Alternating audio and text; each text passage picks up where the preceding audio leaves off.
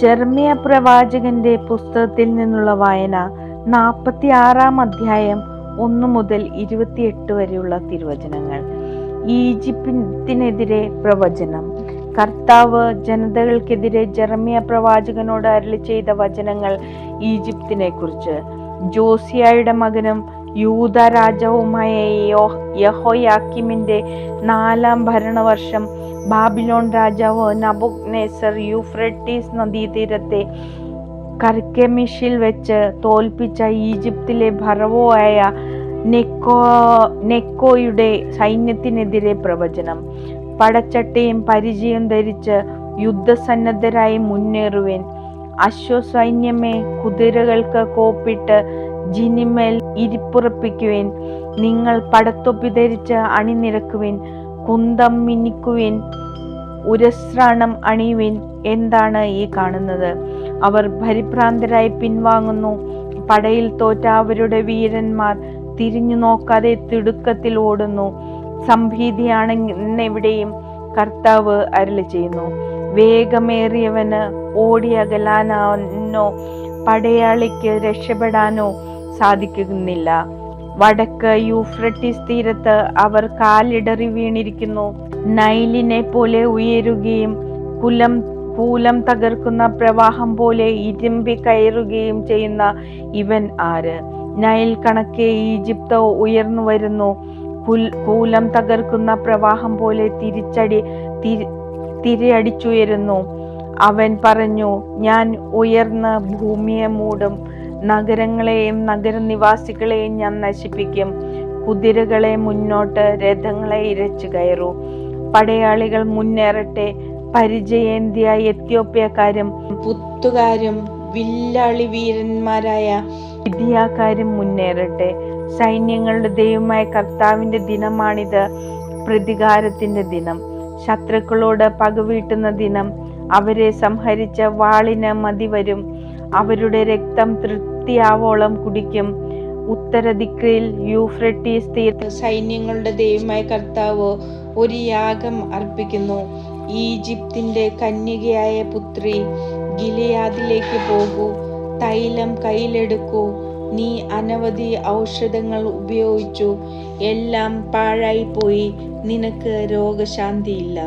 ജനപദങ്ങൾ നിന്റെ ലജ്ജാകരമായ അവസ്ഥയെപ്പറ്റി കേട്ടിരിക്കുന്നു. ഭൂമി മുഴുവൻ നിന്റെ നിലവിളി മുഴങ്ങുന്നു. പടയാളികൾ പരസ്പരം തട്ടി വീഴുന്നു. ഈജിപ്തിനെ ചവിട്ടിമെതിക്കാനുള്ള ബാബിലോൺ രാജാവായ നബൂഖദ്നേസറിന്റെ വരവിനെ കുറിച്ച് ജെറമ്യാ പ്രവാചകന്റെ കർത്താവ് അരുളി ചെയ്തു.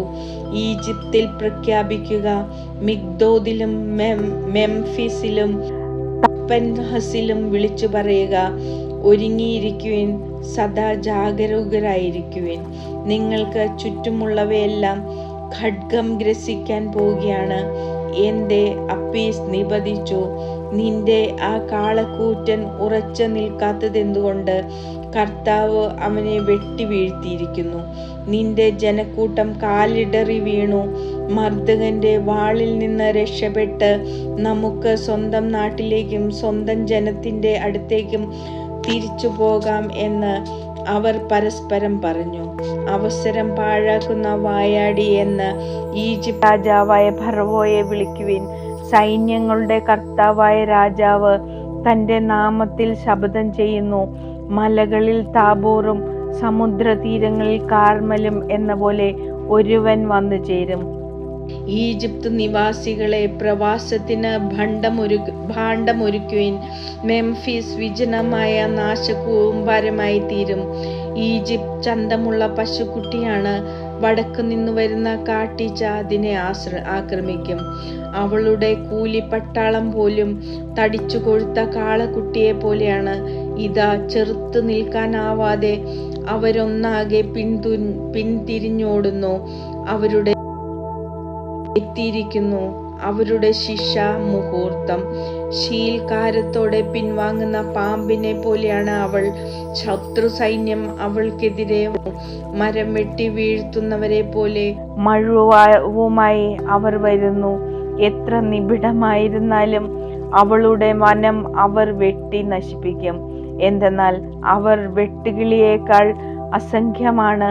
ഈജിപ്തിന്റെ പുത്രി ലജ്ജിതയാകും. വടക്കുനിന്ന് വരുന്ന ജനത്തിന്റെ കയ്യിൽ അവൾ ഏൽപ്പിക്കപ്പെടും.